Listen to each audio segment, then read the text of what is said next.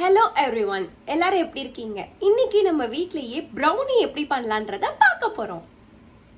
First 1 cup of butter எடுத்திருக்கேன், melt பண்ணியிருக்கேன். அதை இப்போ போட போகிறோம் மிக்சிங் பவுலில்.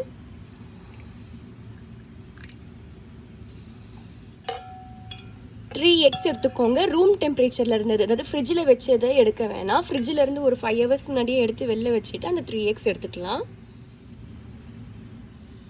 1 டேபிள்ஸ்பூன் வெனிலா எக்ஸ்ட்ராக்ட் போட்டுக்கிறோம்.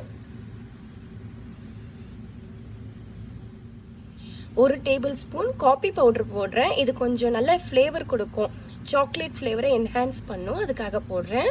இது ஆப்ஷனல் தான், வேணான்னா விட்டுறலாம். நல்லா மிக்ஸ் பண்ணிக்கோங்க. 1 கப் ஆஃப் சுகர் எடுத்துக்கலாம்.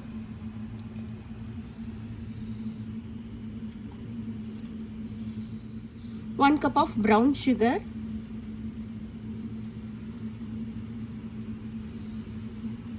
இப்போ மிக்ஸ் பண்ணிக்கலாம்.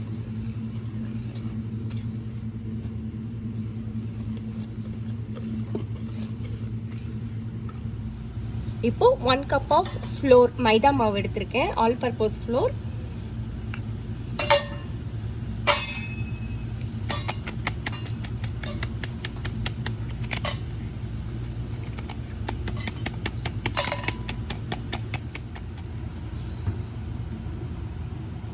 முக்கால் கப் ஆஃப் கொக்கோ பவுடர் போட்டுக்கலாம்.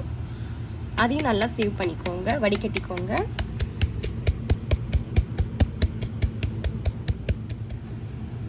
முக்கால் டீஸ்பூன் ஆஃப் சால்ட்.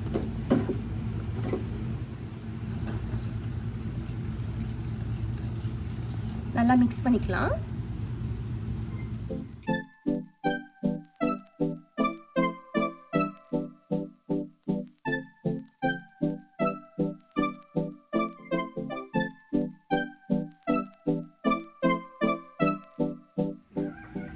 ஒரு கேக் ட்ரே எடுத்திருக்கேன், அதுக்கு மேலே பார்ச்மெண்ட் பேப்பர் வச்சுருக்கேன். இப்போது ப்ரௌனியை இதில் ஃபில் பண்ண போகிறோம். இப்போது ஃபில் பண்ணியாச்சு. இதை நம்ம ஓவனில் பேக் பண்ண போகிறோம். ஓவனை ஃபஸ்ட்டு ப்ரீஹீட் பண்ணிக்கோங்க, 350 Fahrenheitல 15 minutes. அதுக்கப்புறமா இதை 30 minutes பேக் பண்ண போகிறோம். பேக் பண்ணியாச்சு, இப்போது ரெடி ஆகிடுச்சு. கொஞ்ச நேரம் செட் ஆகட்டும், உடனே எடுக்க வேணாம். இப்போது இதை ஸ்கொயர் பீசஸாக கட் பண்ண போகிறோம். நல்லா கட் பண்ணியாச்சு, எல்லாம் தனித்தனியாக பிரிஞ்சு வந்துடுச்சு.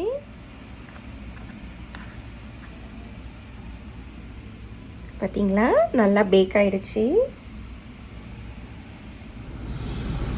ப்ரௌனி மேலே இந்த மாதிரி ஐஸ்கிரீம் வச்சு பிளேட்டிங் பண்ணால் இன்னும் நல்லாயிருக்கும். அண்ட் சாப்பிட்றதுக்கும் நல்ல டேஸ்ட்டு கொடுக்கும், நல்ல ஃப்ளேவர் கொடுக்கும்.